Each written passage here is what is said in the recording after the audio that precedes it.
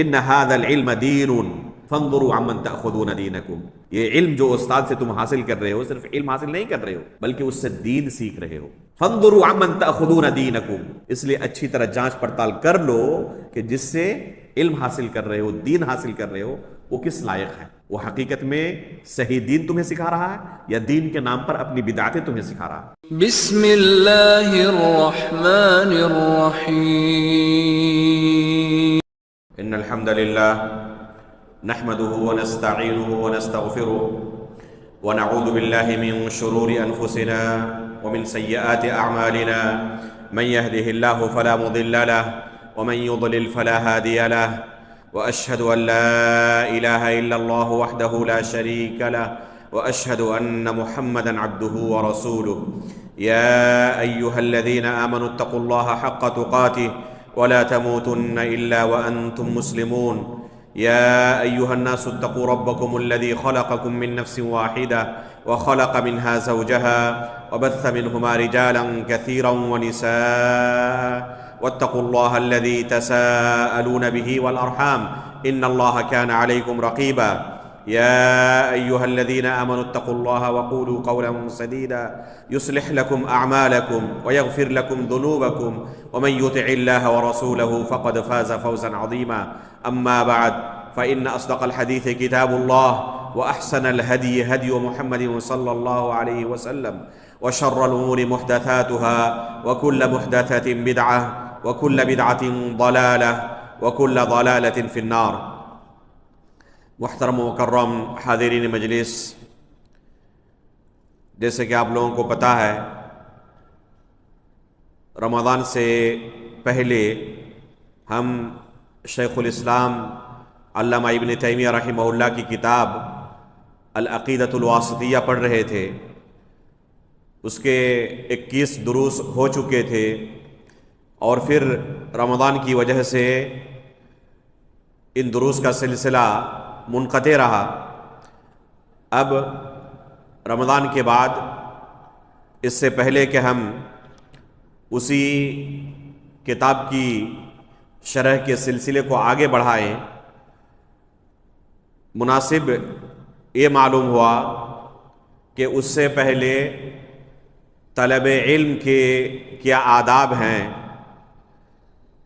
اس کے متعلق ضروری معلومات حاصل کی جائیں، اور اس کے لیے فضیلت الشیخ صالح بن عبداللہ بن حمد العثیمی حفظہ اللہ کی ایک بہت ہی مشہور کتاب تعظیم العلم کا انتخاب کیا گیا کہ پہلے ہم طلب علم کے کیا آداب ہیں، جو علم ہم حاصل کر رہے ہیں اس کے کیا تقاضے ہیں، آخر کون سی چیز ہم سیکھ رہے ہیں، حقیقت میں اس کا اثر ہمارے اوپر ظاہر ہو رہا ہے نہیں ہو رہا ہے، اس سے ہم کتنا فائدہ اٹھا رہے ہیں، اور حقیقت میں اس علم کا ہمارے اوپر کیا اثر ہونا چاہیے، اس علم کے حاصل کرنے کا طریقہ کیا ہے، اس کے کیا اصول و ضوابط ہیں، ان چیزوں کے بارے میں پہلے معرفت حاصل کی جائے۔ چنانچہ یہ کتاب اس باب میں بہت ہی اہمیت کی حامل ہے۔ استاد محترم فضیلت الشیخ صالح بن عبداللہ بن حمد العثیمی حفظہ اللہ اپنے ہر دورہ علمیہ کے شروع میں، جو کہ مسجد نبوی میں ہر سال ہوا کرتا ہے، برنامج مہمات العلم کے نام سے، اسی کتاب کے درس سے اس دورے کی شروعات کرتے ہیں۔ فجر کی نماز کے بعد مسجد نبوی میں یہ درس شروع ہوتا ہے۔ ہر سال ایک ہفتے کے لیے 10-12 اہم متون علمیہ کا انتخاب کرتے ہیں، اور ایک ہفتے تک مسجد نبوی کے اندر ان دروس کا سلسلہ چلتا ہے۔ تو پہلی کتاب اس دورے کی یہی کتاب تعظیم العلم ہوتی ہے، جو کہ خود ان کی لکھی ہوئی کتاب ہے، اپنی تصنیف ہے۔ اور اس دورہ علمیہ میں، اس علمی ورکشاپ میں حاضر ہونے کے لیے سعودی عرب کے کونے کونے سے، تمام شہروں سے طلبہ علم مدینہ طیبہ حاضر ہو جاتے ہیں، ایک ہفتے 10 دن کے لیے ہوٹل وغیرہ تمام کے تمام بک ہو جاتے ہیں. صرف سعودی عرب کے اندر ہی نہیں بلکہ آس پاس کے خلیجی ممالک سے بھی بہت سارے طلبہ علم صرف اس دورے میں حاضر ہونے کے لیے مسجد نبوی کے آس پاس ہوٹلوں کے اندر قیام کرتے ہیں. اور ان تمام دروس میں جو کہ فجر کے بعد سے لے کر تقریباً رات کے 10 بجے تک چلتے رہتا ہے، صرف دوپہر 10 بجے سے لے کر عصر تک وقفہ رہتا ہے، اور پھر عصر کے بعد شروع ہو کر رات کے 10 بجے تک چلتا ہے. فجر سے لے کر 10 بجے تک اور پھر عصر سے لے کر رات کے 10 بجے تک. یہ تقریباً 14-15 سالوں سے یہ سلسلہ چل رہا ہے. کورونا کی وجہ سے یہ سلسلہ رک گیا ہے، لیکن شاید کہ اس کے بعد پھر شروع کرنے کا پلان بنایا جا رہا ہے. اللہ کے فضل سے مدینے کے اندر قیام کے دوران استاد محترم سے اس کتاب کو بارہا پڑھنے کا موقع ملا. ہر سال پڑھاتے ہیں اور طلبہ ہر سال حاضر ہوتے ہیں. خود میں نے شیخ کے سامنے بیٹھ کر بارہا اس کتاب کو پڑھا ہے، اور ریکارڈنگ سے اپنی کار کے اندر میں نے لگایا ہوا تھا، وقتاً فوقتاً اس کو سنتے رہتا تھا. مجھے نہیں لگتا کہ 25 سے کم اس کو میں نے سنا ہوگا، اس سے زیادہ بار سنا ہے، اور ہر مرتبہ ایک الگ ہی جوش ولولہ، ہمت، تازگی محسوس ہوتی ہے. اس لیے میں اس کتاب کو طلبہ علم کے لیے ایک ٹونک کی طرح، وٹامن کی طرح کہتا ہوں کہ اگر کبھی کسی طالب کو لگے کہ میں اپنے اصل مقصد سے بھٹک رہا ہوں، جس مقصد کے لیے گھر چھوڑ کر آیا ہوں اس مقصد کو صحیح طریقے سے حاصل نہیں کر پا رہا ہوں، شیطان کے بہکاوے میں آ رہا ہوں، تو اسے چاہیے کہ ایک مرتبہ اس درس کو سن لے، اس کتاب کو پڑھ لے ایک مرتبہ. شیخ سے اگر عربی زبان سمجھ سکتا ہو تو اس کی شرح سن لے، تو انشاءاللہ اس کا اثر اس پر ظاہر ہوگا، اس کا فائدہ ملے گا. میں نے خود حد سے زیادہ اس کتاب سے فائدہ اٹھایا ہے. جن اہم چند کتابوں کا بہت زیادہ میں نے اثر پایا ہے ان میں سے ایک کتاب یہ ہے تعلیم العلم. ہمارے یہاں یہ مزاج نہیں ہے کہ ایک ہی کتاب کو ایک ہی استاد سے بار بار ہم سنیں. ایک مرتبہ پڑھانے کے بعد اگر دوسری مرتبہ اسی کتاب کو چند مہینے کے بعد یا 1 سال کے بعد پڑھانے کے لیے اعلان کیا جائے تو جو پہلے پڑھ چکے ہیں وہ آئیں گے نہیں دوبارہ، کہ ہم تو پہلے ہی پڑھ چکے ہیں، اب دوبارہ سننے کی کیا ضرورت ہے، انہی چیزوں کو دہرانے کی کیا ضرورت ہے. لیکن حقیقت میں علم ضبط کرنے کا یہ طریقہ نہیں ہے. آپ پائیں گے اکثر و بیشتر جو معروف کبار علماء ہیں وہ چند خاص کتابیں ایسی ہوتی ہیں کہ بار بار پڑھتے ہیں. یہاں تک کہ بعض علماء کے سلسلے میں ملتا ہے کہ ایک ہی کتاب کو 500 مرتبہ سے زیادہ انہوں نے پڑھا تھا. تو یہ علم اسی طریقے سے ضبط ہوتا ہے، اس کا اثر جو لوگ اس طریقے سے آگے بڑھتے ہیں وہ محسوس کرتے ہیں. تو اسی وجہ سے یہ جو سلسلہ ہمارا چل رہا تھا العقیدۃ الواسطیہ کا، اسے روک کر پہلے اس کتاب کے پڑھنے کا فیصلہ کیا گیا. انشاءاللہ ہم امید کرتے ہیں کہ 3 دروس کے اندر اس کتاب کی شرح ہم مکمل کر لیں گے. اس کتاب میں شیخ نے 20 اہم قواعد کا تذکرہ کیا ہے طلب علم کے لیے، کہ اگر کوئی حقیقت میں طالب علم بننا چاہتا ہے، اس شریعت کے علم کو حاصل کرنا چاہتا ہے، تو ان 20 قواعد کو اپنے سامنے رکھنا ضروری ہے. تو انشاءاللہ ان 20 قواعد کو ان 3 دروس میں ہم سننے کی کوشش کریں گے. شیخ ابھی بلاد عرب کے اندر تو بالکل محتاج تعارف نہیں ہے، وہاں کے تمام طلبہ چھوٹے سے لے کر بڑے ہر کوئی شیخ سے واقف ہیں، لیکن ہندوستان میں ہو سکتا ہے کہ بہت سارے لوگ نہ جانتے ہوں. تقریباً شیخ کی عمر ابھی 55-56 سال ہے، یعنی بہت زیادہ عمر دراز نہیں ہوئی ہے، ابھی 60 سے کم ہی ہے. 55-56 سال ابھی عمر ہوگی شیخ کی. اور مسجد نبوی کے اندر خصوصاً ان کے دروس چلتے رہتے ہیں، مکہ مکرمہ کے اندر بھی، ریاض کے اندر اور دوسرے شہروں کے اندر ان کے دروس چلتے رہتے ہیں. اور بہت سارے ان کے اہم برامج ہیں، خصوصاً جو علمی متون ہیں ان کی تدریس کے لیے ایک بہت ہی بڑے نام ہے شیخ، بہت ہی بڑا کردار ان کا رہا ہے. ان کا ایک برنامج چلتا ہے، برنامج الدرس الواحد، یعنی ایک مجلس میں ایک کتاب ختم کرنی ہے. تو جب یہ شروع ہوتا ہے تو ہر فرض نماز کے بعد بیٹھتے ہیں طلبہ، اور ایک کتاب ختم کرنے کے بعد مجلس ختم ہوتی ہے. اس طرح ایک دن میں 5 کتابیں، 5 نمازوں کے بعد 5 کتابیں. اس طریقے سے صرف اس برنامج میں تقریباً 300 متون کی شرح کر چکے ہیں. اور جو طلبہ حاضر ہوتے ہیں وہ مسلسل حاضر ہوتے ہیں، چاہے شیخ کا درس کہیں بھی ہو، وہ ہر جگہ پہنچ جاتے ہیں. تو اس طریقے سے علم کو ضبط کیا جاتا ہے کہ جو متون ہیں ان متون کو ضبط کیا جائے. علماء ان متون کو اسی لیے لکھتے ہیں تاکہ یہ چھوٹی چھوٹی جو کتابیں ہیں ان کو طلبہ آسانی کے ساتھ حفظ کر لیں، اس کی شرح ضبط کر لیں. اس طریقے سے علم محفوظ ہوتا ہے. تو ان میں سے ایک متن یہ ہے جس میں طلب علم کے قواعد کو بیان کیا گیا ہے. پہلا قاعدہ جو شیخ نے اس میں ذکر کیا ہے وہ یہ ہے تطہیر وعاء العلم، علم کے برتن کو پاک صاف کرنا. ہر چیز کو رکھنے کے لیے ایک برتن کی، ایک ظرف کی ضرورت ہوتی ہے. علم جہاں آپ رکھنا چاہتے ہیں تو پہلے اس جگہ کو اچھی طرح پاک صاف کر لیں.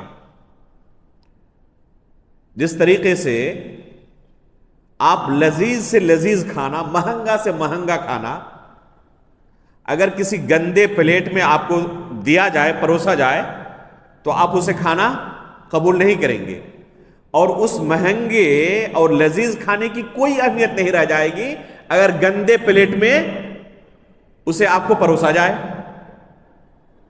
اسی طریقے سے یہ علم بہت ہی قیمتی چیز ہے، بلکہ اس سے کوئی قیمتی چیز نہیں دنیا کے اندر. سب سے قیمتی چیز کیا ہے؟ یہ علم ہی ہے، کتاب و سنت کا. تو اس قیمتی چیز کو جہاں پر رکھا جائے اس جگہ کا صاف ستھرا ہونا بہت ضروری ہے. دنیا کے جو تاجر حضرات ہیں، یہ آپ کسی سونے اور زیورات کی دکان میں چلے جائیں، جو جیولری کی دکان ہے، تو آپ نے کبھی نہیں دیکھا ہوگا کہ وہ اپنے زیورات کو ایسے ہی پھینک کر رکھتے ہیں. بہترین انداز میں مہنگے سے مہنگے لاکر کے اندر ان قیمتی زیورات کو رکھتے ہیں وہ. تو اللہ رب العالمین اپنی شریعت کے علم کو کسی بھی گندی جگہ پہ رکھنے کے لیے راضی ہو جائے، یہ نہیں ہو سکتا. یہ علم جو ہے یہ شریعت کا علم ہے.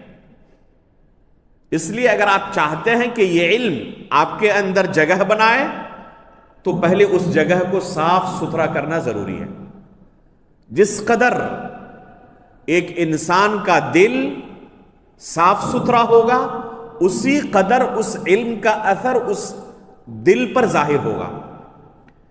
آپ نے لالٹین دیکھا ہے نا؟ لالٹین کا جو شیشہ ہوتا ہے وہ جس قدر صاف ستھرا رہے گا اسی قدر اس کی روشنی آپ کو نظر آئے گی. اگر شیشہ گندا ہو، گرد و غبار سے بھرا ہوا ہو تو روشنی تو وہی ہے، لیکن گرد و غبار سے بھرے ہونے کی وجہ سے اس شیشے کو آپ اگر استعمال کریں، لالٹین جلائیں، تو اس کی روشنی آپ کو برابر نہیں مل پائے گی. آپ کو ہو سکتا ہے کہ بہت ہی مدھم روشنی ملے یا استعمال کے قابل روشنی ہی نہ ملے. تو اسی طریقے سے یہ دل جو ہے یہ علم کا برتن ہے. یہ دل جو ہے کیا ہے؟ یہ علم کا برتن ہے. تو سب سے پہلے اس برتن کو، یعنی اس دل کو صاف ستھرا کرنے کی ضرورت ہے. کس چیز سے صاف ستھرا کریں گے؟ 2 اہم چیزوں سے صاف ستھرا کرنے کی دل کو ضرورت ہے. کچھ لوگ کہہ سکتے ہیں کہ آخر کیا دل کوئی ایسی چیز ہے کہ کپڑے کی طرح جیسے گندا ہو جائے واشنگ مشین میں ہم نے ڈال دیا اور اس کو صاف کر لیا، تو کیا دل کو بھی کسی طریقے سے ہم صاف کر سکتے ہیں؟ کیسے آخر ہم دل کو صاف کریں؟ تو دل کو 2 اہم چیزوں سے صاف کرنے کی ضرورت ہے تاکہ آپ کے دل کو یہ 2 چیزیں گندا نہ کر دیں. پہلی چیز ہے شبہات کی گندگی سے اس دل کو صاف رکھنے کی ضرورت ہے. اور دوسری چیز ہے شہوات کی گندگی سے اس دل کو صاف رکھنے کی ضرورت ہے. شبہات کی گندگی اور شہوات کی گندگی. شبہات کی گندگی یہ کیا ہے؟ دین کے متعلق مختلف طرح کے باطل افکار سے اس دل کو صاف ستھرا رکھنے کی ضرورت ہے. یہ کس طریقے سے ہوگا؟ جس طریقے سے سلف صالحین باطل افکار پھیلانے والوں سے دور رہا کرتے تھے تاکہ ہمارا دل جو صاف ستھرا ہے کسی بھی طریقے سے ان شبہات کی گندگی سے یہ دل گندا نہ ہو جائے، آلودہ نہ ہو جائے. اس لیے اگر کوئی بدعتی ان کے پاس آتا، اپنی کوئی فکر پیش کرنے کے لیے اجازت طلب کرتا، ایک بات کہنے کے لیے، تو کیا کہتے کہ ہم آپ کی آدھی بات بھی نہیں سننا چاہتے. اگر ایسا بدعتی کوئی قرآن کی تلاوت کرنا چاہتا تو کہتے ہم آپ سے قرآن بھی نہیں سننا چاہتے. کیوں؟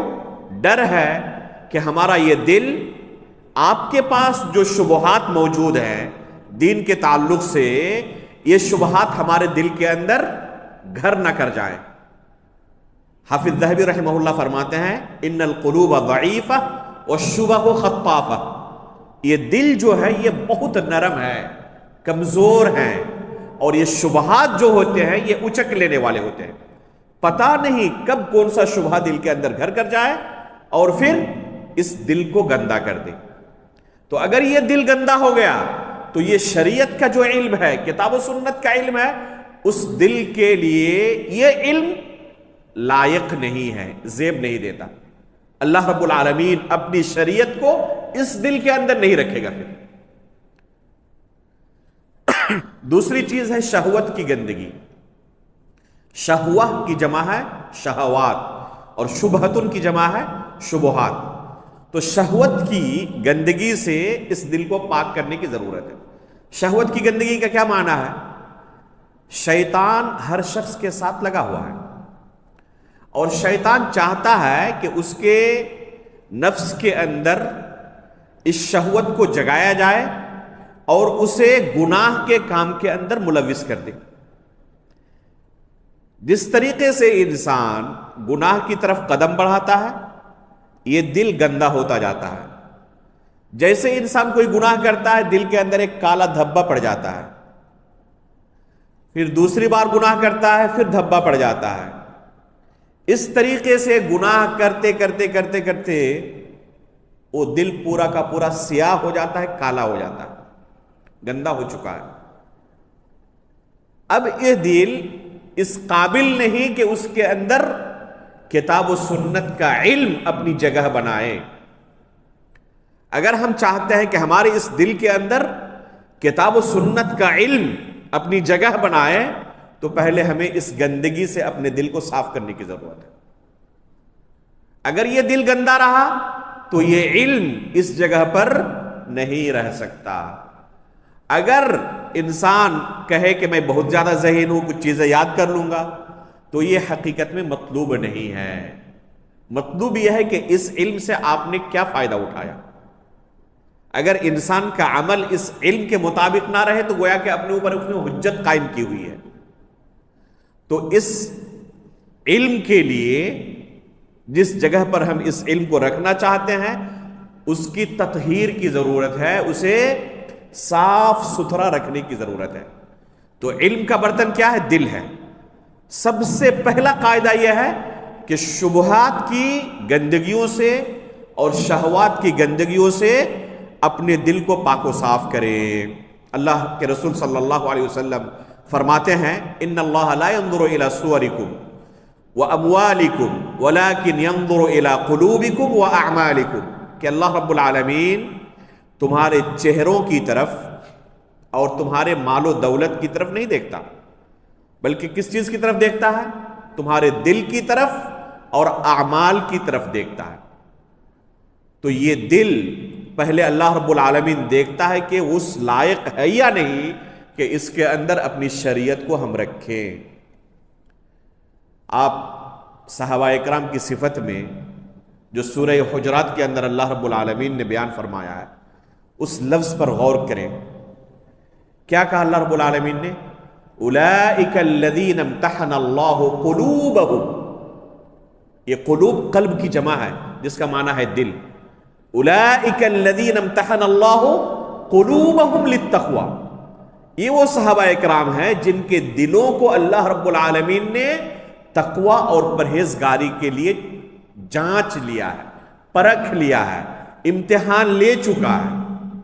جب دیکھا کہ یہ دل اتنے صاف ستھرے ہیں کہ اس دل میں اپنی شریعت کو رکھ سکتا ہوں، تب اللہ رب العالمین نے اپنے رسول کی صحبت کے لیے ان کا انتخاب کیا.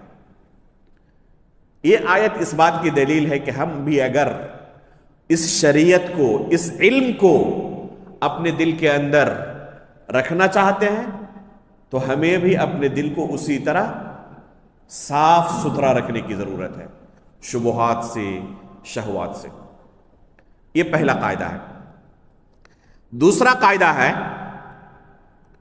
کہ طلب علم سے پہلے اپنی نیت کی اصلاح کر لیں، اپنے اندر اخلاص پیدا کریں. اخلاص کا کیا معنی ہے؟ خالص ہم اپنی زبان کے اندر بھی استعمال کرتے ہیں، پیور کہتے ہیں نا. اگر شہد بیچنے والے مارکیٹ کے اندر بہت ہوتے ہیں، کوئی اصلی خالص شہد نہ دے تو ہم لینے کے لیے تیار نہیں ہوتے. پہلے چیک کرتے ہیں خالص ہے یا نہیں ہے. دودھ دینے والا جو گھر میں آتا ہے، اگر دل کے اندر شک و شبہ داخل ہو گیا کہ پانی ملا کر دیتا ہے تو اس سے ہم انکار کر دیتے کہ نہیں چاہیے آپ کا دودھ. ہم ڈھونڈتے ہیں ایسے بندے کو جو خالص دودھ ہمیں دے. اللہ رب العالمین نے قرآن کریم کے اندر اسی دودھ کے بارے میں کیا بیان کیا ہے؟ اس سے ہمیں اخلاص کا معنی سمجھنے میں مدد ملے گی. اللہ رب العالمین کا ارشاد ہے وَإِنَّ لَكُمْ فِي الْأَنْعَامِ لَعِبْرَةً نُسْقِيكُم مِّمَّا فِي بُطُونِهِ مِن بَيْنِ فَرْثٍ وَدَمٍ لَبَنًا خَالِصًا سَائِغًا لِلشَّارِبِينَ. کیا فرمایا؟ نُسْقِيكُم مِّمَّا فِي بُطُونِهِ. ان چوپایوں کے پیٹ میں جو دودھ ہے ہم تمہیں پلاتے ہیں. یہ دودھ کہاں سے نکلتا ہے؟ من بین فرث و دم. یہ دودھ نکلتا ہے پیشاب و پاخانے کی غلاظت اور خون کے درمیان سے. من بین فرث و دم لبنا خالصا. ایسا دودھ جو بالکل خالص ہے، نہ اس میں ایک قطرہ پیشاب و پاخانے کی ملاوٹ ہوتی ہے اور نہ خون کی ملاوٹ ہوتی ہے. اگر دونوں میں سے کسی چیز کی ملاوٹ ہو جائے کوئی پینے کے لیے راضی ہوگا؟ کوئی پینے کے لیے راضی نہیں ہوگا. اگر ملاوٹ ہو جائے تو خالص نہیں ہے. خالص کب کہا جائے گا؟ جب اس دودھ میں نہ خون کی کوئی ملاوٹ ہو، کوئی اثر ہو، نہ پیشاب و پاخانے کا کوئی اثر ہو، تب اس دودھ کو ہم کہیں گے کہ یہ دودھ کیا ہے؟ خالص ہے. تو اسی طرح اس علم کو حاصل کرنا اگر ہم چاہتے ہیں، شریعت کے علم کو، تو اپنے اندر ہمیں اخلاص پیدا کرنے کی ضرورت ہے. احادیث کے اندر سخت وعید آئی ہوئی ہے ایسے بندے کے بارے میں جو اس شریعت کا علم حاصل کرتا ہے اور اس کے اندر اخلاص نہیں ہوتا، اللہ رب العالمین کی رضامندی مقصود نہیں ہوتی. چنانچہ اللہ کے رسول صلی اللہ علیہ وسلم ایک حدیث کے اندر فرماتے ہیں کہ قیامت کے دن سب سے پہلے جہنم کو جن لوگوں کے ذریعے جلایا جائے گا ان میں سے کون ہوں گے؟ وہ عالم دین جس نے اس علم کو اخلاص کے ساتھ حاصل نہیں کیا تھا. اللہ رب العالمین ایسے علماء کو بلائیں گے اور پوچھیں گے کہ ہم نے تمہیں علم عطا کیا تھا، تم نے کیا کیا؟ وہ اپنے کارنامے گنائے گا، اتنے دروس دی، اتنی کتابیں لکھی، اتنی مشقت سے علم حاصل کیا. اللہ رب العالمین کیا کہے گا کہ تم جھوٹ بول رہے ہو، تم نے یہ سب کچھ اس لیے کیا تاکہ تمہیں عالم کہا جائے. دنیا میں بہت زیادہ تمہیں تعریف مل چکی، شہرت مل چکی، جو تمہارا مقصد تھا وہ حاصل ہو چکا دنیا کے اندر ہی، یہاں تمہارے لیے کچھ بھی نہیں ہے۔ اور فرشتوں کو حکم دیا جائے گا اور یہ جہنم کے اندر ناک کے بل گھسیٹتے ہوئے ایسے علماء کو ڈال دیں گے۔ تو اگر اس علم کے حصول میں اس طالب کے پاس اخلاص نہیں ہے تو یہ وبال جان ہے اس کے لیے۔ بظاہر اسے لگ رہا ہے کہ بہت بڑی کامیابی حاصل ہو گئی مجھے، لیکن حقیقت میں اگر اخلاص نہیں ہے تو یہ وبال جان ہے، یہ دخول جہنم کا باعث ہے۔ اس سلسلے میں ایک دو نہیں بے شمار حدیثیں آئی ہوئی ہیں کہ اگر طالب علم مخلص نہ ہو، اس کے اندر اخلاص نہ ہو، تو یہ جہنم لے جانے کا سبب ہو سکتا ہے۔ جب اخلاص کی وعید کے سلسلے میں یہ احادیث پیش کی جاتی ہے تو بہت سارے طلبہ ڈر جاتے ہیں اور کیا کرتے ہیں، ڈر کے مارے یہ راستہ ہی بدل لیتے ہیں کہ اخلاص حقیقت میں اگر دیکھا جائے تو ہمارے پاس نہیں ہے۔ بہت سارے دنیاوی اغراض و مقاصد کے تحت کہ اچھی ڈگری ملے گی، نوکری ملے گی، اور کیا کیا مقاصد ہوتے ہیں، تو یہ تو ہمارے ہاں اخلاص کی بہت کمی ہے، سخت کمی ہے۔ امتحان کے ایام میں بہت محنت سے پڑھتے ہیں، عام دنوں میں کلاس میں بھی حاضر نہیں ہوتے، تو کہاں اخلاص رہ گیا؟ اس طریقے سے ڈر کر یہ راستہ ہی بدل لیتے ہیں کہ اتنی محنت کے بعد اگر نتیجے کے طور پر جہنم جانا پڑے، اس سے بہتر یہ ہے کہ اس سے دور ہی رہا جائے۔ یہ اگر کوئی حقیقت میں اس طرح کر رہا ہے تو شیطان کے وسوسے اور چال کے اندر گرفت ہو چکا ہے۔ اخلاص یہ دو دھاری تلوار کی طرح ہے، اس لیے اس مسئلے کو سمجھنا بہت ضروری ہے۔ علم کی کمی اگر ہو تو ایسا بندہ ہمیشہ شیطان کے نرغے میں رہتا ہے، اور شیطان کے لیے ایسے لوگوں کا شکار کرنا بڑا آسان ہو جاتا ہے۔ شیطان کی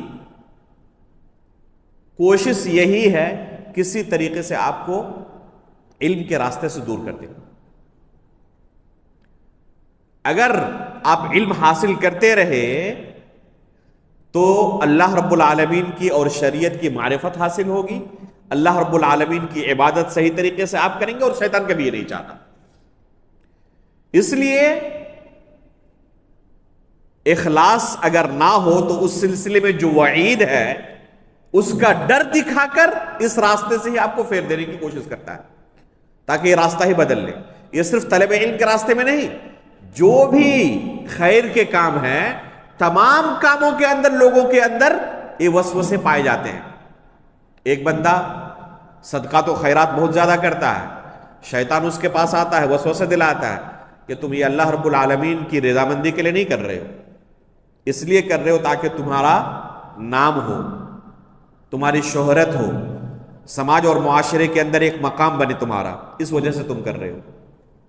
دروس کے اندر حاضر ہو رہا ہے، شیطان آ کے وسوسہ دلاتا ہے کہ تم اللہ رب العالمین کی رضامندی کے لیے نہیں کر رہے ہو، اپنا ایک مقام بنانے کے لیے، لوگوں کی نظر میں اچھا بننے کے لیے، استاد کے پاس محبوب ہونے کے لیے سب کر رہے ہو۔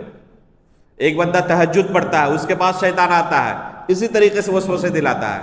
ایک بندہ نفلی روزے رکھتا ہے، اس کو وسوسے دلاتا ہے۔ الغرض جو بھی خیر کا کام انسان کرتا ہے، شیطان اس کے پاس اس طریقے سے اخلاص نہ ہونے کا ڈر دکھا کر اس راستے سے اسے دور کر دیتا ہے۔ اس لیے حل کیا ہے پھر؟ آسان سا حل ہے، بہت زیادہ مشکل نہیں ہے، بس ہمیں اس کا طریقہ معلوم ہونا چاہیے کہ کیسے اپنے اندر ہم اخلاص پیدا کر سکتے ہیں۔ ایک عام قاعدہ سن لیں، کبھی بھی خیر کا کوئی کام آپ کرنے جا رہے ہوں اور آپ کے دل کے اندر یہ ڈر پیدا ہو گیا کہ اس کام کو کرنے میں میں مخلص نہیں ہوں، اللہ کی رضامندی کے لیے نہیں کر رہا ہوں، بلکہ حقیقت میں شہرت کے لیے، ریاکاری کے لیے کر رہا ہوں. اگر آپ کو کبھی ایسا ڈر محسوس ہو اپنے بارے میں تو کبھی بھی اس خیر کے کام کو کرنے سے پیچھے نہ ہٹے. پہلا اسٹیپ جو آپ کا ہونا چاہیے وہ کیا ہے کہ اس کام کو کرنے سے پیچھے نہ ہٹے. اگر آپ پیچھے ہٹ گئے تو شیطان کامیاب ہو گیا.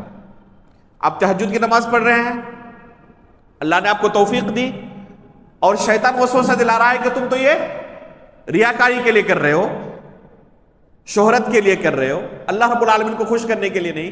آپ نے اگر چھوڑ دیا تہجد پڑھنا اس دن سے تو شیطان کامیاب ہو گیا.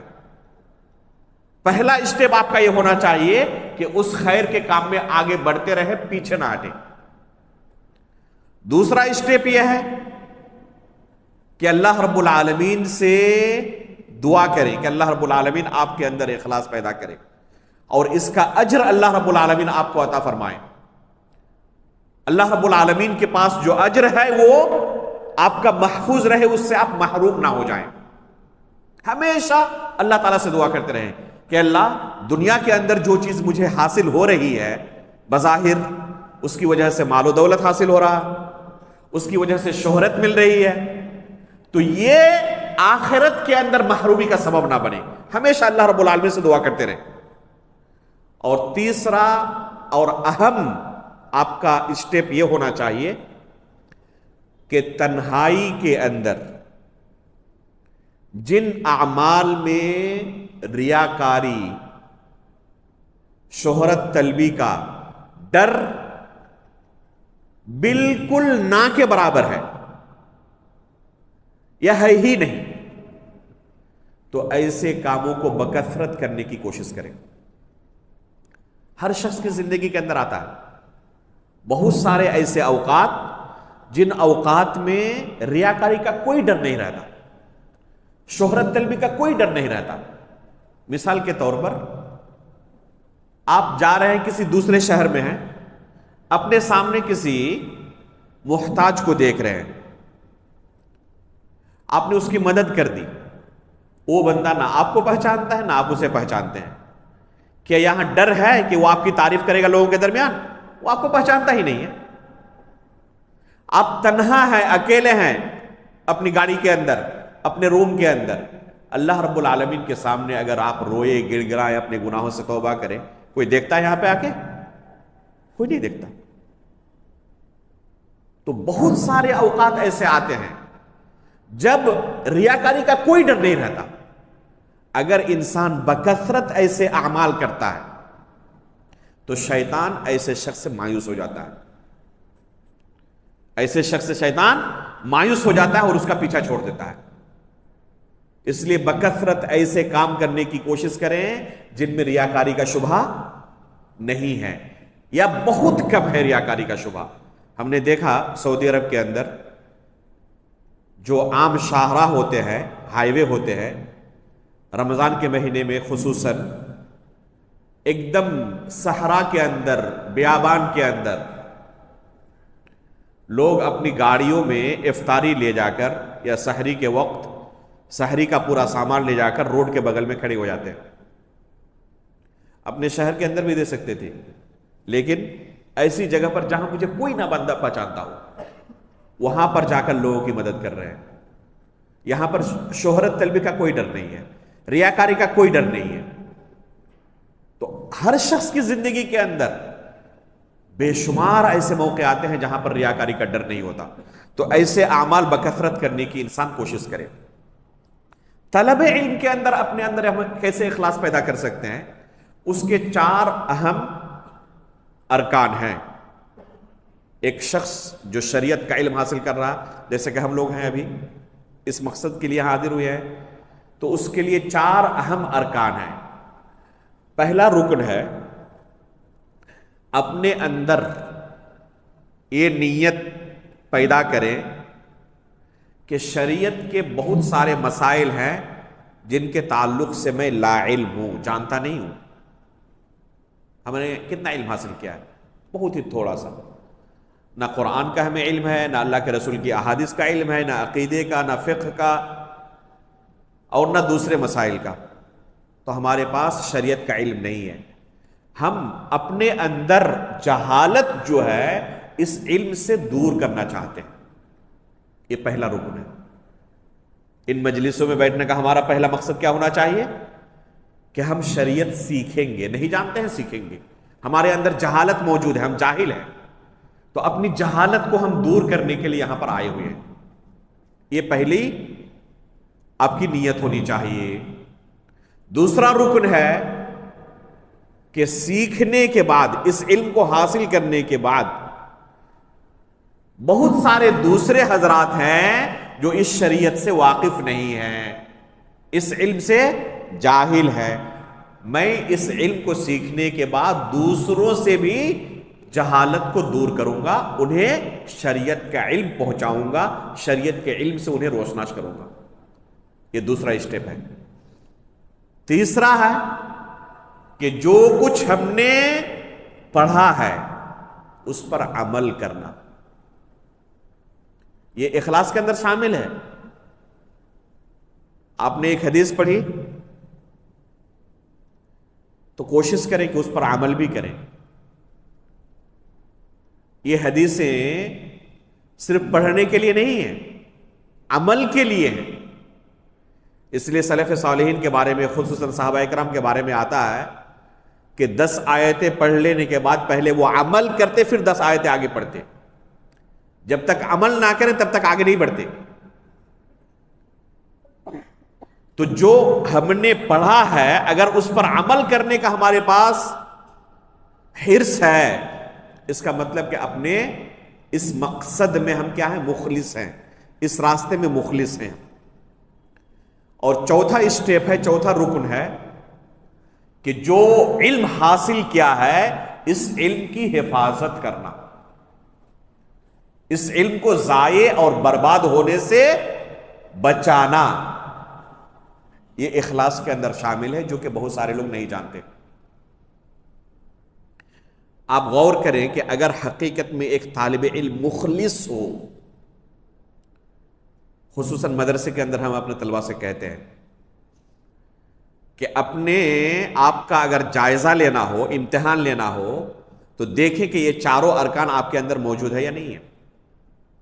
علم کی حفاظت کرنے کا کیا معنی ہے؟ بہت ساری چیزیں آپ پڑھ چکے ہیں. اگر آپ 5th کلاس میں ہیں تو پہلی, دوسری, تیسری, چوتھی کلاس میں بہت ساری چیزیں پڑھ چکے ہیں. کیا کبھی آپ نے کوشش کی کہ جو چیزیں میں پڑھ چکا ہوں ان چیزوں کا جا کے مراجعہ کروں, دہراؤں, کیونکہ وہ تو بھول چکا ہوں. اگر آپ مخلص ہیں تو جا کے کیا کریں گے, جو پڑھ چکے ہیں اس کو بار بار دہرائیں گے تاکہ وہ ضائع اور برباد نہ ہو جائے. علم کیسے ضائع ہوتا ہے, برباد ہوتا ہے؟ اگر اس علم کو بار بار نہ پڑھا جائے تو یہ علم آہستہ آہستہ کیا ہو جاتا ہے, ختم ہو جاتا ہے. اس لیے جو چیز پڑھ رہے ہیں بار بار مراجعہ کریں. ابھی ہم نے کیا کہا شروع میں کہ علماء ایک ہی کتاب کو 10 مرتبہ, 15 مرتبہ, 20 مرتبہ, 100 مرتبہ, 400-500 مرتبہ تک آیا ہے. کیوں کرتے تھے اس طرح؟ اسی وجہ سے کیونکہ یہ اخلاص کا ایک رکن ہے. یہ ثابت کرنے کے لیے کہ ہم مخلص ہیں, جو ہم نے علم حاصل کیا ہے اس کو ہم محفوظ رکھنا چاہتے ہیں تاکہ یہ برباد نہ ہو جائے. ابو ہریرہ رضی اللہ تعالی عنہ کے بارے میں جانتے ہیں, اس امت کے اندر سب سے بڑے حافظ, اگر کہا جائے کہ اس امت میں, امت محمدیہ میں سب سے بڑے حافظ کون ہے تو کون ہے؟ یہ ابو ہریرہ رضی اللہ تعالی عنہ ہے. اللہ کے رسول صلی اللہ علیہ وسلم نے ان کے لیے خصوصی دعا کی تھی. انہوں نے اللہ کے رسول سے شکایت کی کہ اللہ کے رسول میں بھول جاتا ہوں, تو اللہ کے رسول صلی اللہ علیہ وسلم نے خصوصی ان کے لیے دعا کی کہ اے اللہ ان کو ایسا حافظہ عطا کر کے نہ بھولے, جو کچھ سنے ان کو یاد رہ جائے.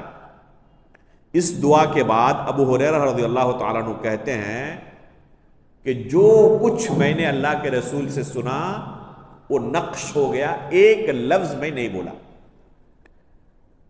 علماء نے ابو ہریرہ رضی اللہ تعالیٰ عنہ کے قوت حافظہ کو اللہ کے رسول صلی اللہ علیہ وسلم کا ایک معجزہ شمار کیا ہے. اللہ کے رسول صلی اللہ علیہ وسلم کا ایک معجزہ شمار کیا ہے ابو ہریرہ رضی اللہ تعالیٰ عنہ کے قوت حافظہ کو. کیوں؟ کیونکہ بھولنا انسان کی صفت ہے، بھولنا یہ انسان کی صفت ہے. کون نہیں بھولتا؟ فقط اللہ رب العالمین. اور ابو ہریرہ رضی اللہ تعالیٰ عنہ نہیں بھولتے تھے اس دعا کے بعد جو اللہ کے رسول نے کی تھی. تو اللہ کے رسول کا یہ معجزہ ہے کہ ابو ہریرہ کے لیے آپ نے دعا کی اور اس کے بعد ابو ہریرہ رضی اللہ تعالیٰ کبھی نہیں بھولے. یہ قوت حافظہ ملنے کے باوجود ابو ہریرہ رضی اللہ تعالیٰ عنہ کہتے ہیں اپنے بارے میں کہ میں نے اپنی رات کو 3 حصوں میں تقسیم کیا ہوا تھا.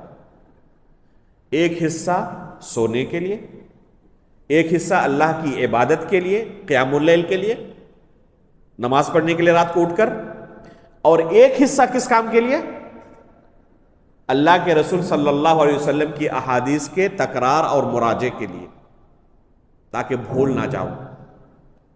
یہ قوت حافظہ ملنے کے باوجود اللہ کے رسول کی جو حدیثیں سن چکے تھے انہیں بار بار دہراتے تھے، بار بار دہراتے تھے کہ کہیں کوئی ضائع نہ ہو جائے. کس لیے؟ اسی وجہ سے کیونکہ یہ اخلاص کا ایک درجہ ہے.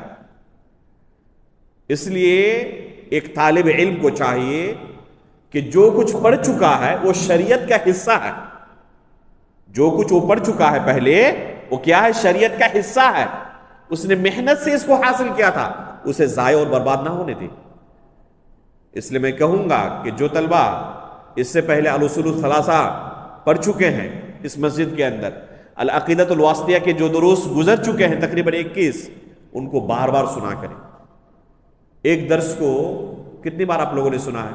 ایک مرتبہ تو سامنے بیٹھ کر سنے تھے. کیا اس کے بعد توفیق ہوئی دوبارہ اس درس کو سننے کی؟ بہت کم لوگ ہوں گے کہ بعد میں اس درس کو سنے ہوں. تو علم اگر ضبط کرنا چاہتے ہیں تو 1 مرتبہ 2 مرتبہ سننا کافی نہیں ہے، بار بار سننے کی ضرورت ہے، بار بار سننے کی ضرورت ہے. 10 مرتبہ 15 مرتبہ 20 مرتبہ.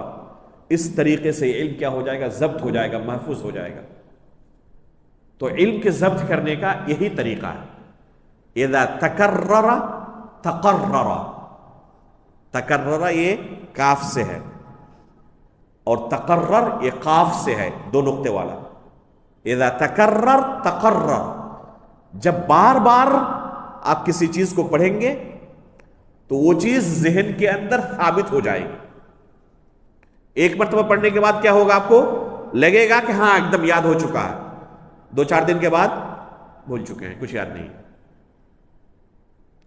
لیکن ایک فترے کے بعد ہر مہینے کے اندر 1 مرتبہ آپ نے دہرا لیا، 2-4 مہینے کے بعد 1 مرتبہ اس چیز کو اٹھا لیا، تو آپ دیکھیں گے اس چیز کو آپ نہیں بھولیں کیونکہ بار بار دہرا رہے ہیں.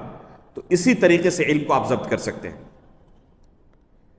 تو اس طریقے سے اگر کوئی شخص علم کو حاصل کرتا ہے، یہ چاروں چیزیں اس کے اندر موجود ہیں، تو اس کا مطلب کہ مخلص ہے، اس کے اندر اخلاص موجود ہے. اور اخلاص کے ساتھ اگر بندہ شریعت کا علم حاصل کرے تو یہ سب سے افضل عبادات میں سے ہے. یہ سب سے افضل عبادات میں سے ہے. فرشتے ایسے طلبہ کے لیے پر بچھاتے ہیں جو اخلاص کے ساتھ علم حاصل کرتے ہیں. مچھلیاں پانی کے اندر ایسے طلبہ کے لیے دعائیں کرتی ہیں. اللہ رب العالمین کی طرف سے ان پر رحمتیں نازل ہوتی ہیں، سکینت نازل ہوتی ہے، خصوصی تعاون ہوتا ہے. علم کی فضیلت کے اوپر اتنے نصوص موجود ہیں کتاب و سنت کے اندر، سلف صالحین کے اقوال کے اندر کہ آپ دنگ رہ جائیں. علماء نے اس باب میں خصوصی کتابیں لکھی ہیں. ابن عبد البر رحمہ اللہ کی جامع بیان العلم و فضلہ پڑھیں کہ اس علم کی کیا فضیلت ہے. تو یہ کن کے لیے فضیلت ہے؟ جو مخلص ہوں. تو اخلاص کیسے پیدا کریں؟ پہلا اسٹیپ کیا ہے کہ ہم اپنے اندر جہالت کو دور کرنا چاہتے ہیں، شریعت سیکھنا چاہتے ہیں.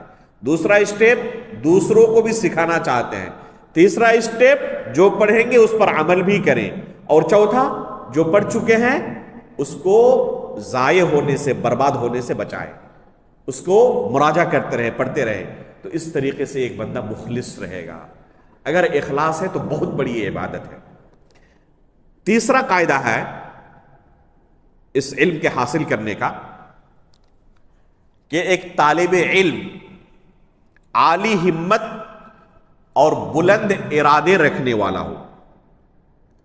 اگر پست ہمت ہے تو اس کے لیے راستہ نہیں ہے. فتح الباری اتنی موٹی کتاب،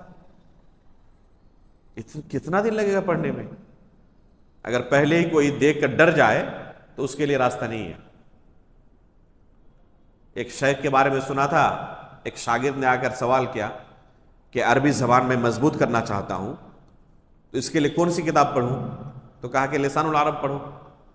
وہ تو اتنی ضخیم کتاب ہے. تو شیخ نے کہا کہ اگر تمہیں یہ موٹی لگ رہی ہے تو کوئی دوسرا کام ڈھونڈو، تمہارے لیے راستہ نہیں ہے. تو پست ہمت اس علم کو حاصل نہیں کر پائے گا. ہمت عالی ہونی چاہیے، بلند ہونا چاہیے. عالی ہمت ہو اور بلند ارادے رکھنے والا ہو. عالی ہمت اور بلند ارادے کیسے ہم اپنے اندر پیدا کریں؟ تو اس کے لیے 3 اسٹیپ ہے. پہلا ہے جو چیزیں بھی آپ کی زندگی میں نفع بخش ہیں، مفید ہیں، ان کے پیچھے پڑ جائیں. یہ عام زندگی کے اندر بھی ہے. جو بھی چیز آپ کو لگ رہا ہے کہ یہ میری زندگی کے لیے کیا ہے، مفید ہے، بہتر ہے، تو اس کے پیچھے پڑ جائیں. اور جو چیز بھی اس کے برعکس نقصان دہ ہے، ان چیزوں سے جتنا ممکن ہو سکے اپنے آپ کو دور رکھیں. جیسے جو حرام چیزیں ہیں، مثال کے طور پر بہت سارے لوگ منشیات کے عادی ہوتے ہیں. تمباکو، سگریٹ، شراب نوشی اور بہت ساری چیزوں کے، یہ نقصان دہ یا نہیں ہے؟ بہت سارے طلبہ لا یعنی چیزوں میں اپنا وقت برباد کرتے رہتے ہیں، ایسی گفتگو میں شامل ہو جاتے ہیں جو دنیا اور آخرت کسی اعتبار سے اس کے لیے مفید نہیں ہے. تو ایسی جگہوں سے اپنے آپ کو دور رکھنا ہے. جو چیز مفید ہو آپ کے لیے، خیر کے لیے ہو، تو اس کے پیچھے پڑ جائے. یہ ہے پہلا اسٹیپ. دوسرا اسٹیپ ہے کہ اللہ رب العالمین سے گڑ گڑا کر مدد طلب کرنا. بہت سارے طلبہ اس اہم قاعدے کو بھلائے ہوئے ہیں اور اسی وجہ سے ان کی زندگی پر علم کا کوئی اثر نہیں دکھتا. محنت تو بہت کرتے ہیں لیکن کوئی ان کو لگتا ہے کہ ہم کچھ پڑھ ہی نہیں رہے ہیں، کوئی ترقی نہیں مل رہی ہے ہمیں. 1 سال پہلے جو علمی حالت تھی، آج 1 سال کے بعد بھی اتنا ہی پڑھنے کے بعد لگ رہا ہے اپنے اندر کوئی تبدیلی محسوس نہیں ہو رہی ہے. پوچھیں کہ 1 سال کے اندر آپ نے کتنی مرتبہ راتوں کو اٹھ کر اللہ رب العالمین سے اس علم کے لیے دعا کی ہے؟ کبھی توفیق نہیں ہوئی. تو یہ علم ایسے ہی حاصل ہو جائے گا. اللہ رب العالمین سے جس طرح دوسری چیزوں کے لیے آپ دعا کرتے ہیں، تو اس علم کے لیے گڑ گڑا کر دعا کریں کہ اللہ اس علم کا حاصل کرنا ہمارے لیے آسان کر دے. یہ رزق ہے اور رزق رزاق کے ہاتھ میں ہے. اس لیے جس طرح دوسرے رزق کے راستوں کے بارے میں ہم اللہ رب العالمین سے سوال کرتے ہیں، علم کے لیے اس سے کہیں زیادہ ہمیں اللہ رب العالمین سے سوال کرنا چاہیے. نفلی نمازوں کے اندر راتوں کو اٹھ کر، خصوصاً سجدے میں جا کر یا تشہد میں سلام پھیرنے سے قبل اللہ رب العالمین سے دعا کریں کہ اللہ اس علم کا حاصل کرنا ہمارے لیے آسان کر دے. یا معلم ابراہیم علمنا، یا مفہم سلیمان فہمنا. اے ابراہیم علیہ السلام کو علم سکھانے والے، تو ہمیں بھی علم سکھا دے. اے سلیمان علیہ السلام کو فہم و فراست عطا کرنے والے، تو ہمیں بھی فہم و فراست عطا کر دے. رب زدنی علما، اللہم ارزقنی علما نافعا ورزقا طیبا وعملا متقبلا. ایک طالب علم کو یہ دعائیں ہمیشہ پڑھتی رہنی چاہیے. اللہ رب العالمین نے سکھایا ہے رب زدنی علما. ابن عباس رضی اللہ تعالیٰ عنہ کے لیے اللہ کے رسول صلی اللہ علیہ وسلم نے دعا کی تھی اللہم فقہہ فی الدین وعلمہ التأویل. اپنے لیے دعا کریں اللہم فقہنی فی الدین وعلمنی التأویل. تو یہ دوسرا اسٹیپ ہے. عالی ہمت کیسے آپ بنے، آپ کے ارادے بلند کیسے ہو، تو یہ ایک راستہ ہے کہ اللہ رب العالمین سے بکثرت دعا کریں، مدد طلب کریں. اور تیسرا راستہ ہے کہ پست ہمت ہو کر بیچ راستے سے بھاگ نہ جائیں. تو یہ 3 اسٹیپ ہوئے. کیا کیا یاد رہیں گے نا؟ پہلا کیا بتایا کہ جو چیزیں بھی ہماری زندگی کے لیے خیر کی ہو، مفید ہو، نفع بخش ہو، ان کے پیچھے لگ جانا. دوسرا اللہ رب العالمین سے بکثرت دعا کرنا. اور تیسرا پست ہمت ہو کر بیچ راستے سے بھاگ نہ جانا. اللہ کے رسول صلی اللہ علیہ وسلم نے خود ان 3 چیزوں کی ہمیں تعلیم دی ہے. چنانچہ ابو ہریرہ رضی اللہ تعالیٰ عنہ فرماتے ہیں، صحیح مسلم کی روایت ہے کہ اللہ کے رسول صلی اللہ علیہ وسلم نے فرمایا احرص علی ما ينفعک واستعن باللہ ولا تعجز. 3 چیزوں کے بارے میں اللہ کے رسول نے ذکر کیا. نہایت مختصر حدیث، صرف 1 سطر کی. اور اللہ کے رسول صلی اللہ علیہ وسلم نے اس 1 سطر کی حدیث میں ان 3 اہم اسٹیپس کو بیان کر دیا ہے. کیا فرمایا؟ احرص علی ما ينفعک. یہ پہلا اسٹیپ ہے. جو بھی نفع بخش چیزیں ہیں ان کے پیچھے لگ جائیں. واستعن باللہ، اللہ رب العالمین سے مدد طلب کریں. ولا تعجز، اور اپنے آپ کو عاجز نہ سمجھیں، پست ہمت نہ سمجھیں، بیچ راستے سے بھاگ نہ جائیں، بلکہ میں حاصل کر سکتا ہوں، یہ آسان ہے میرے لیے. اگر بندہ اس طرح لگا رہے تو اللہ رب العالمین مدد کرتا ہے. حافظ ابن حجر رحمہ اللہ نے صحیح بخاری کی جو شرح لکھی ہے فتح الباری، جو کہ صحیح بخاری کی سب سے بہترین شرح ہے، کتنے سالوں میں لکھی ہے؟ 38 سالوں میں. 2 سال کم 40، 38 سالوں میں یہ شرح لکھی. اگر پہلے دن ہی سوچتے کہ 38 سال لگیں گے، پتہ نہیں زندہ بھی رہوں گا یا نہیں رہوں گا، اتنی محنت کرنی پڑے گی، پہلے دن اگر سوچ لے تو کام کر پاتے. یہ اگر ایک طالب علم پہلے سوچے کہ اس علم کو حاصل کرنے کے لیے فلاں نے 25 سال تک پڑھا، لگاتار اس طرح محنت کر کے 25 سال تک پڑھنا پڑے گا. پہلے دن مدرسے میں داخل کیا والدین نے، کھانا جمع نہیں، اس طریقے سے 8 سال تک کھانا پڑے گا. ختم ہو گیا وہ، اب وہ نہیں پڑھ سکتا، آگے نہیں بڑھ سکتا. لیکن میں سب کچھ کر سکتا ہوں، کوئی مشکل نہیں ہے. اس سے بھی مشکل حالات آئیں، سب کچھ میرے لیے آسان ہے. اگر عالی ہمت رہے ایک طالب علم تو اس کے لیے سب کچھ آسان ہو جاتا ہے. سلف صالحین کے واقعات پڑھیں گے اگر آپ اس بارے میں تو تعجب ہو جائیں گے. امام احمد بن حنبل رحمہ اللہ چھوٹے سے بچے تھے، فجر سے پہلے گھر سے نکلنا چاہتے تھے استاد کے حلقے میں شامل ہونے کے لیے، درس میں حاضر ہونے کے لیے.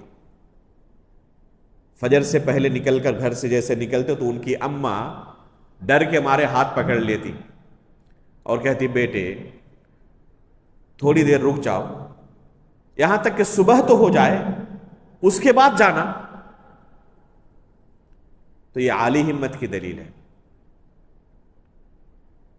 مولانا ابوالکلام آزاد ابھی گزرے ہیں،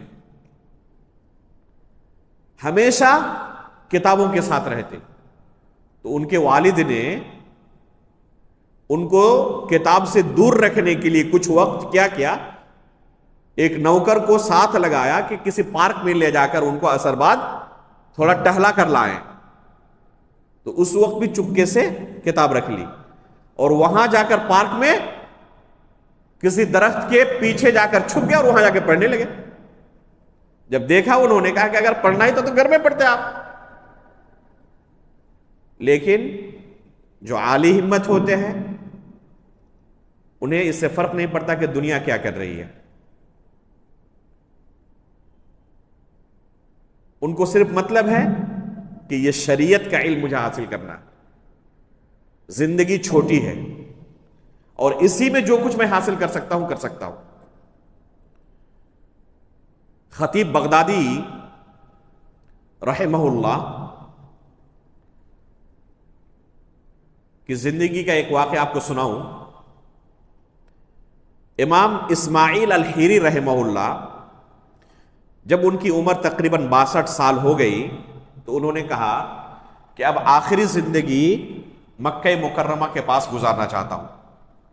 حج کے لیے نکلے پورے قافلے کے ساتھ, اور جتنی کتابیں تھیں, اس زمانے میں آئی پیڈ تو تھا نہیں کہ ہزاروں کتابیں اس کے اندر داخل کر لیں.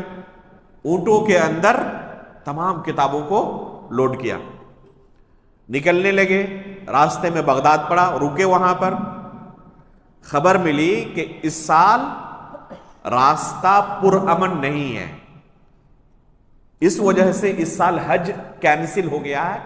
بادشاہ وقت نے اعلان کر دیا کہ اس سال کوئی حج کرنے کے لیے نہ آئے. اس لیے بغداد سے ان کا قافلہ مجبوراً کیا ہو گیا, پھر واپس ہو گیا. خطیب بغدادی رحمہ اللہ کو خبر مل گئی کہ اسماعیل الحیری رحمہ اللہ جو اس زمانے میں صحیح بخاری کا سب سے متقن نسخہ اپنے پاس رکھتے تھے, جن کے پاس صحیح بخاری کے سب سے افضل نسخے تھے, ان میں سے ایک اسماعیل الحیری رحمہ اللہ تھے. جب خبر ملی تو فوراً پہنچے. اس وقت وہ غنیمت سمجھا اور ان کے پاس درخواست رکھی کہ میں آپ سے صحیح بخاری مکمل پڑھنا چاہتا ہوں. انہوں نے قبول کر لی. استاد بھی تھے اس طرح, ایسا نہیں کہ سفر کی تھکاوٹ کا بہانہ بنائے, ٹھیک ہے پڑھیں. اب انہوں نے پڑھنا شروع کیا اور صرف 3 مجلس میں, 3 نشست میں مکمل صحیح بخاری ختم کر دی. کس طریقے سے؟ 2 نشستیں رات کو تھی, پوری رات پڑھتے رہے. مغرب کے وقت بیٹھک شروع ہوتی اور صرف نماز وغیرہ کے لیے رکتے, اور فجر تک یہ مجلس جاری رہتی. مغرب سے لے کر فجر تک. ابھی ہم عشاء سے شروع کیے, 1 گھنٹہ سے تقریباً ہوا ہے, اور 10-20 منٹ زیادہ ہو جائے تو پتہ چلے گا کہ پابندی لگ گئی ہے. مغرب بعد شروع کیے فجر تک 2 مجلس ہوگی. چونکہ استاد اس کام کے لیے آئے ہوئے نہیں تھے, پورے قافلے کے ساتھ تھے. اب دوسرے دن کے بعد یہ قافلہ وہاں سے نکل گیا اور ابھی کتاب مکمل ہوئی نہیں ہے. خطیب بغدادی رحمہ اللہ ان کے ساتھ اور کچھ ساتھی تھے. اب یہ قافلہ جب چل پڑا وہاں سے تو انہیں خبر ملی کہ بغل میں ایک سوق یحییٰ نام کی جگہ ہے, وہاں پر جا کر ان کا قافلہ وہاں پر رکنے والا ہے. تو انہوں نے کہا اپنے ساتھیوں سے کہ چلیں وہاں جا کر باقی حصہ پڑھ لیتے ہیں, ان کے پیچھے لگتے ہیں. تو یہ بھاگے ان کے پیچھے قافلے کے پیچھے. وہاں پر جا کر انہوں نے پڑاؤ ڈالا. ظاہر سی بات ہے کہ لگاتار سفر نہیں کر سکتے, رکتے بھی تھے راستے میں. تو پھر وہاں پر جا کر باقی حصہ انہوں نے پڑھنا شروع کیا. کب سے کب تک؟ چاشت کے وقت سے لے کر مغرب تک. چاشت کا وقت جانتے ہیں نا, فجر کے بعد جو چاشت کی نماز پڑھتے ہیں, تو چاشت کے وقت سے لے کر مغرب تک, اور پھر مغرب سے لے کر فجر تک مسلسل پڑھتے رہے, یہاں تک کہ طلوع فجر کے وقت یہ کتاب مکمل ہو گئی. اور اس تھکان کے باوجود استاد کتاب مکمل ہونے کے بعد پھر سفر کے لیے نکل پڑے آگے. ایسا نہیں کہ میں چاشت کے وقت سے لے کر دوسرے دن فجر کے طلوع ہونے تک, یعنی تقریباً 20-22 گھنٹے لگاتار میں پڑھا رہا تھا, اس لیے اب نہیں جا سکتا, اب آرام کی ضرورت ہے. نہیں, سفر کے لیے پھر آگے نکل پڑے.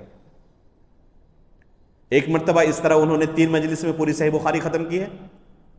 ایک دوسری بار انہوں نے کریمہ المروزیہ رحمہ اللہ, ایک خاتون تھی, اور ان کے پاس بھی صحیح بخاری کا جو نسخہ تھا انتہائی متقن نسخہ تھا. یہ حج کے لیے آئی ہوئی تھی مکہ مکرمہ. خطیب بغدادی رحمہ اللہ کو خبر ملی کہ کریمہ المروزیہ آئی ہوئی ہے اور ان کے پاس صحیح بخاری کا نسخہ ہے. تو درخواست رکھی کہ اسی حج کے ایام میں آپ سے صحیح بخاری پڑھنا چاہتا ہوں. قبول کر لی، اور صرف 5 دن کے اندر حج کے اعمال کے اندر مشغول ہونے کے باوجود 5 دن کے اندر انہوں نے پوری صحیح بخاری کریمہ المروزیہ پر ختم کر دی. اس طریقے سے علماء کرام نے عالی ہمت کی کچھ مثالیں ہیں، انہوں نے علم کو حاصل کیا ہے. ابھی میں پڑھ رہا تھا 2-3 دن پہلے شیخ عبداللہ الہاشمی حفظہ اللہ، صحیح بخاری کے ساتھ ان کی جو محبت تھی کہ کبھی بھی اپنے ساتھ صحیح بخاری کو نہیں چھوڑتے تھے. صرف حمام جب جاتے تو باہر رکھ کے جاتے، سفر میں ہو، حضر میں ہو، کہیں بھی ہو. یہاں تک کہ ان کے بیٹے نے کہا ہے کہ جب رات کو سوتے تو سینے پر صحیح بخاری لے کر سوتے. 500 مرتبہ سے زیادہ انہوں نے صحیح بخاری پڑھی تھی. پڑھتے رہتے ہمیشہ. تو عالی ہمت ہونے کی ضرورت ہے ایک طالب علم کو. پست ہمت طالب علم کبھی کامیاب نہیں ہو سکتا. یہ 3 قواعد اہم آج بیان ہوئے. انشاءاللہ یہیں پر ہم آج اس درس کو ختم کرتے ہیں. اگلے درس میں انشاءاللہ 4تھے قاعدے سے ہم آگے پڑھنا شروع کریں گے. عموماً ارادہ یہی ہے کہ 3 مجلس میں ہم اس کتاب کو ختم کر ڈالیں. اگر ختم نہ ہو تو انشاءاللہ 4تھی مجلس کی ہمیں ضرورت پڑ سکتی ہے. اللہ رب العالمین سے ہم دعا کرتے ہیں کہ اللہ رب العالمین اس علم کو حاصل کرنا ہمارے لیے آسان کر دے. اس علم کے تقاضوں کو سمجھنے کی توفیق عطا فرمائیں. اس علم کو ہمارے لیے حجت بنائیں، ہمارے خلاف حجت نہ بنائیں. آمین. تقبل یا رب العالمین. وصلی اللہ علی نبینا محمد. سبحانک اللہم و بحمدک، اشہد ان لا الہ الا انت، استغفرک و اتوب الیک.